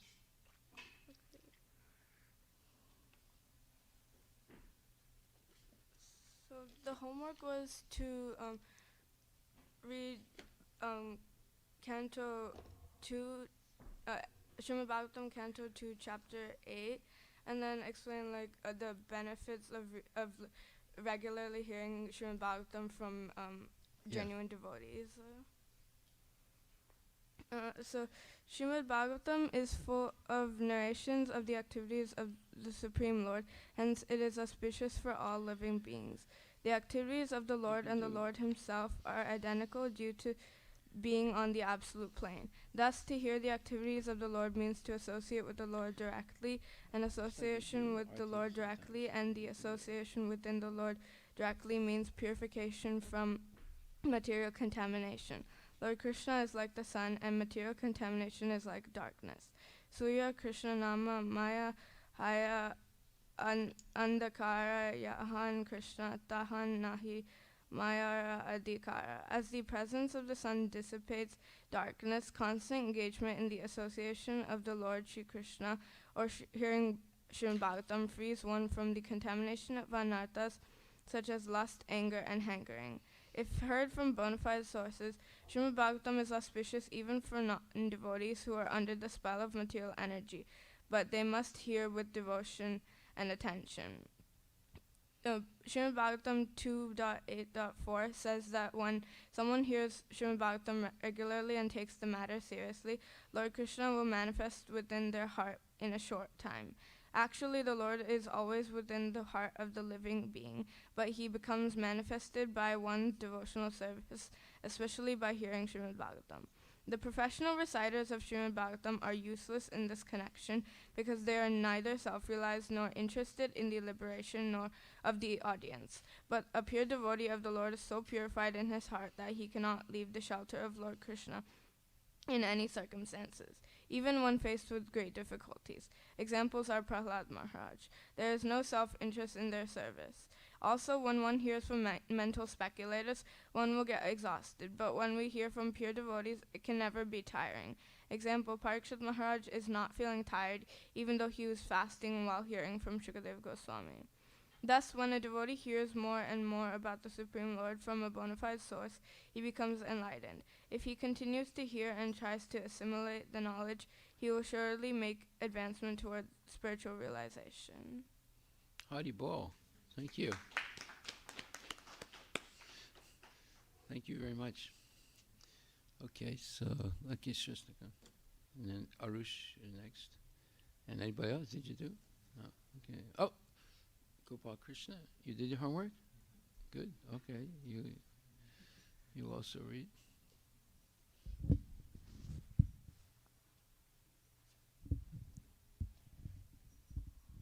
So I made a list of all of the benefits that one can derive by regularly hearing from a devotee, Srimad Bhagavatam Bhagavad Gita, sincerely. So, number 1, it cleanses the heart of lust, anger, hankering, and any other material associations. The translation of Srimad Bhagavatam, 2nd Canto, 8th chapter, 5th verse says, "The sound incarnation of Lord Krishna, the Supreme Soul, or Srimad Bhagavatam, enters into the heart of a self-realized devotee, sits on the lotus flower of his loving relationship, and thus cleanses the dust of material associations such as lust, anger, and hankering." That's 2-8 what? 285. 5, yeah. Okay. Thus it acts like autumnal rains upon pools of muddy water. 2. If one hears constantly, at least once a day, simply by the constant hearing, one can become liberated at the end of his life. This is explained by Srila Prabhupada in the purport of Srimad Bhagavatam, 2nd Canto, 8th chapter, 3rd verse. It is the duty of the sane to hear Srimad Bhagavatam from a self-realized soul and not be duped by professional men. One should continue such hearing till the end of one's life, so that one can actually have the transcendental association of the Lord and thus be liberated simply by hearing Srimad Bhagavatam. Number 3. It uproots the threefold miseries, cultivates God realization, and allows the Supreme Lord to be established within one's heart. This is said in Srimad Bhagavatam, 1st Canto, 1st chapter, 2nd verse. Completely rejecting all religious activities which are materially motivated, this Bhagavata Purana propounds the highest truth, which is understandable by those devotees who are fully pure in heart. The highest truth is reality distinguished from illusion for the welfare of all. Such truth uproots the threefold miseries. This beautiful Bhagavatam, compiled by the great sage Vyasadeva in his maturity, is sufficient in itself for God realization. What is the need of any other scripture? As soon as one attentively and submissively hears the message of Bhagavatam, by this culture of knowledge, the Supreme Lord is established within his heart. Number 4, one never takes birth in the material world and attains the spiritual abode. This is explained by Lord Krishna in Bhagavad Gita, 4th chapter, 9th verse. One who knows the transcendental nature of my appearance and activities does not, upon leaving the body, take his birth again in this material world, but attains my eternal abode, O Arjuna. Number 5. Those who are lost in the darkness of ignorance shall get light from the sincere hearing of Srimad Bhagavatam. This is explained in Srimad Bhagavatam, 1st Canto, 3rd chapter, 43rd verse. This Bhagavata Purana is as brilliant as the sun, and it has arisen just after the departure of Lord Krishna to his own abode, accompanied by religion, knowledge, etc. Persons who have lost their vision due to the dense darkness of ignorance in the age of Kali shall get light from this Purana. Number 6. One becomes pious automatically. Srila Prabhupada writes in the teachings of Queen Kunti, 5th verse. Similarly, simply by hearing or chanting the verses of Srimad Bhagavatam, one can be purified. Whatever knowledge exists in the world is present in Srimad Bhagavatam. Srimad Bhagavatam Pramanam Amalam. If one simply reads Srimad Bhagavatam, he gains the topmost education. For if one studies Srimad Bhagavatam, one who chants or hears the verses of Srimad Bhagavatam becomes pious automatically. And finally, Krishna will become manifest in one's heart. It's explained in Srimad Bhagavatam, 2nd Canto, 8th chapter, 4th verse. Persons who hear Srimad Bhagavatam regularly are always taking the matter very seriously and will have the personality of Godhead, Shri Krishna, manifested in their hearts within a short time. So let's see. Number 7, what was the reference? The teachings of Queen Kunti, 5th verse. And what is it? Which chapter? The 5th chapter. Okay. Yeah. And then song number 6, what was the reference? Srimad Bhagavatam, 1st Canto, 3rd chapter, 43rd verse. Right. Okay, great. Thank you. Thank you. Hari Bol.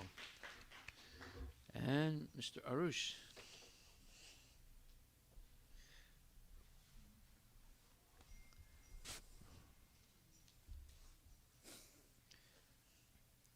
So the question was, explain the benefits that one can derive by regularly hearing Srimad Bhagavatam and Bhagavad Gita spoken by genuine devotees. Reference Srimad Bhagavatam Canto 2, Chapter 8 and Bhagavad Gita Chapter 9. Hearing is a way by which we can advance in Krishna consciousness. If we hear from a bona fide spiritual master, we will make lots of spiritual advancement. According to Srimad Bhagavatam 2.8.4, it states, persons who hear Srimad Bhagavatam regularly are always taking the matter very seriously, will have the personality of Godhead, Sri Krishna, manifested in their hearts within a short time. This means that we should hear Srimad Bhagavatam every day from a bona fide spiritual master. A person's heart will change through daily hearing and chanting in the association of devotees. One who hears from a realized soul can understand the science of Krishna. Also, one can get free from the material attachment and enter into the kingdom of fearlessness, because the material world is full of anxiety. Hearing Srimad Bhagavatam helps us to change the quality of anxiety from matter to spirit. Therefore, one must hear Srimad Bhagavatam from a bona fide spiritual master, and not from the professional men who encourage for Bhagavatam Sapta for material benefit. A person can attain the highest perfection of life simply by hearing Krishna Katha, which is going back to Godhead. Another benefit of hearing from a genuine devotee is one gets liberated from the cycle of birth and death. For example, Maharaj Parikshit achieved the desired goal of life simply by hearing Srimad Bhagavatam. Also, Arjuna became liberated by the knowledge he received from Krishna. As mentioned in Srimad Bhagavatam 4.20.25, the process of hearing from a pure devotee is recommended in all Vedic scriptures, especially by Lord Chaitanya Mahaprabhu. If one hears from the mouth of a pure devotee, he gradually comes to the understanding of his relationship with the Lord and thus engages in his loving service, and his life becomes completely perfect. Therefore, this process of hearing from the mouth of a pure devotee is very important for making progress in the line of spiritual understanding. A sincere devotee must be prepared to hear the Vedic literatures like the Upanishads, Vedanta, and other literatures left by previous authorities or Goswamis for one's own progress. Without hearing such literatures, one cannot make actual progress.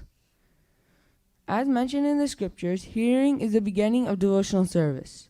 By hearing, we can be cleansed of the material conception of life, which can remove the dirt from the core of one's heart and can help in realizing the form of the Supreme Personality of Godhead. Also, hearing helps us control our mind and senses. I heard a lecture of Srila Prabhupada given in Los Angeles, April 28, 1973, which says, one must be eager to hear. Lesson, everything is hearing. You go to school, college, what purpose you pay the college fee? For hearing. You hear from the learned professor, teacher, you sit down and you get the knowledge. The first thing is Shrinvanti. Therefore, devotees always engage in hearing about Krishna, Shrinvanti. That is devotee's business. Further in the lecture is quoted, one should be engaged in 24 hours in chanting. That is the business of Krishna conscious men. Hearing, chanting, Shravanam, Kirtanam. Either all the items or take to one item. Simply hearing, just like Parikshit Maharaj did. Parikshit Maharaj did not do any other things.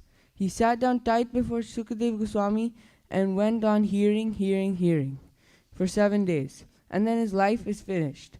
So anyone or all of them, if you simply hear without doing anything, simply sit down in the temple, and whenever there is a talk of Bhagavad Gita, Srimad Bhagavatam, you go on hearing. Bas. Even if you do not understand, please hear. That's all. By hearing Srimad Bhagavatam, one can be situated in the mode of goodness. Then passion and ignorance cannot touch one's heart. Therefore, by hearing Srimad Bhagavatam, the process of purification starts, and one can go back to Godhead. Hare Krishna. Hari Bol. Thank you. And now Gopal Krishna Das, all 5 years old. Hare Hare Krishna Guru Maharaj. Hare Krishna, Prabhu.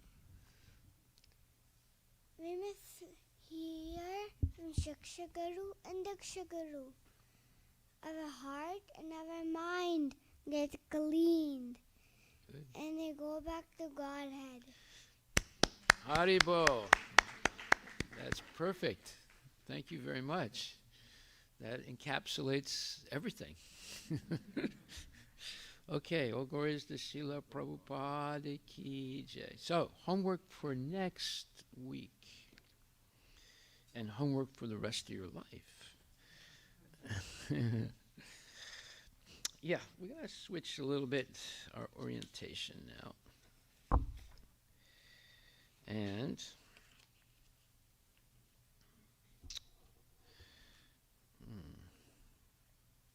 okay, so on the internet, people like the internet, so we'll go on the internet.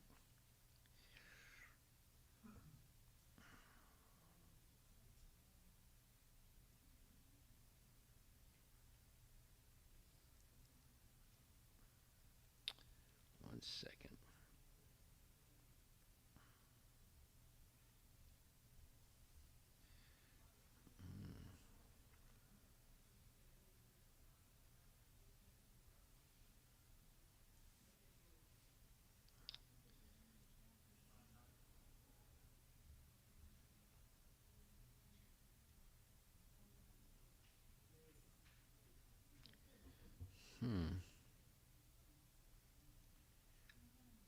One second to find this.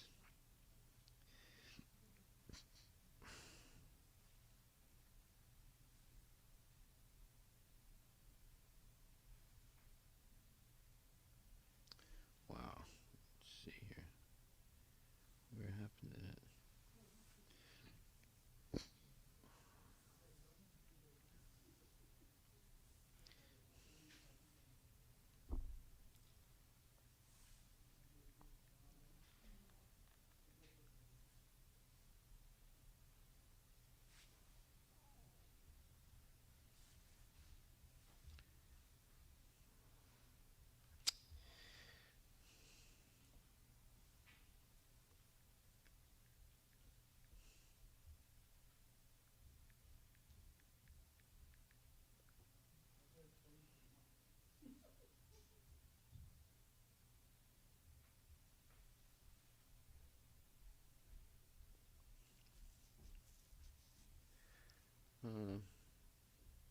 Okay.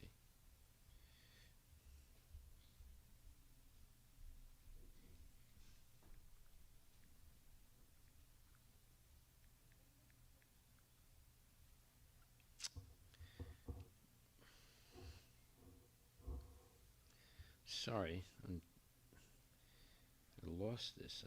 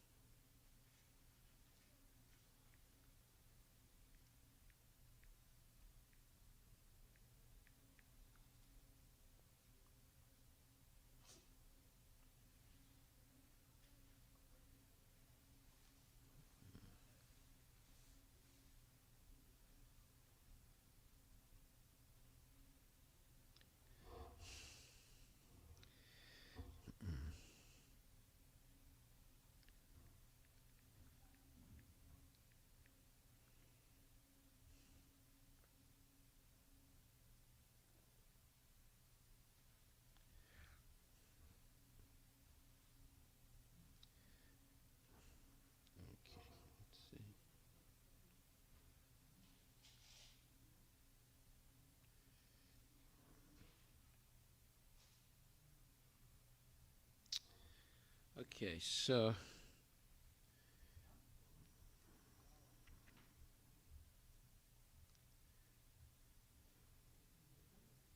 Okay, so I want you to go to The Origin of the Universe by John D. Barrow, B-A-R-R-O-W. The Origin of the Universe by John D. Barrow, B-A-R-R-O-W.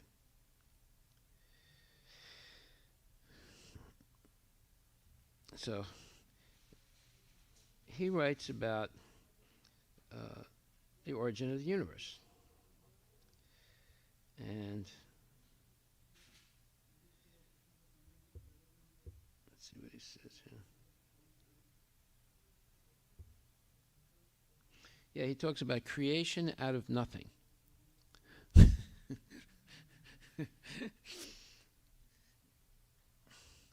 And he says, he's explaining why our own existence is entwined with the origin and structure of the universe in unsuspected ways, ways that must be incorporated into any complete description of the universe's beginning, its history, and its future. So this is what he writes as an introduction to this book that he wrote. So you write what he wrote in his introduction, and then he puts forward what's called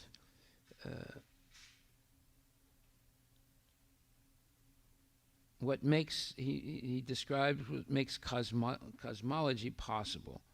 He shows how scientists, by exploring crucial points of contact between the behavior of matter during its early history and the observed structure of the universe today, came to understand more fully all the entities in the universe, from elementary particles to great clusters of galaxies.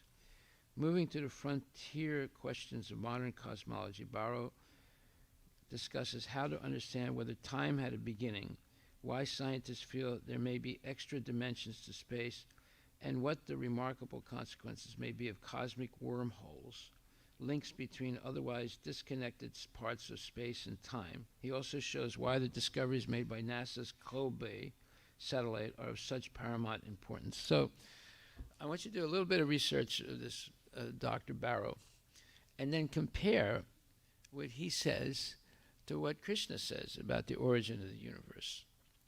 All right? Because this is what people study in the universities. All these speculations like Dr. Barrow is giving about the origin of the universe, or creation from nothing. And so let's compare what he says to what Krishna says. Now you're going to have to do a lot of research to do this homework. But it's a lot of fun also, because now you're going to see how far apart the speculators are from what's explained in Srimad Bhagavatam and Krishna consciousness. So it's a good exercise. I understand, because you're nonsense, that's why. But Bhagavatam can help us with that. Yeah. Okay. Good. You got your homework. Hari Bol.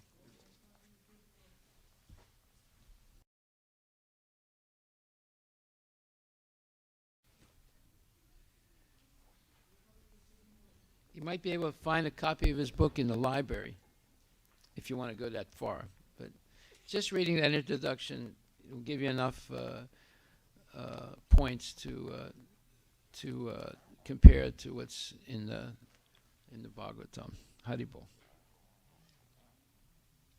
So what's happening here in the second canto is a detailed description of the universe and how it started and how it's continuing and all the different important things in it.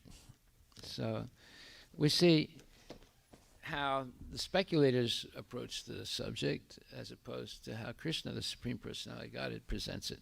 Hari Bol. Or where's the Prabhupada?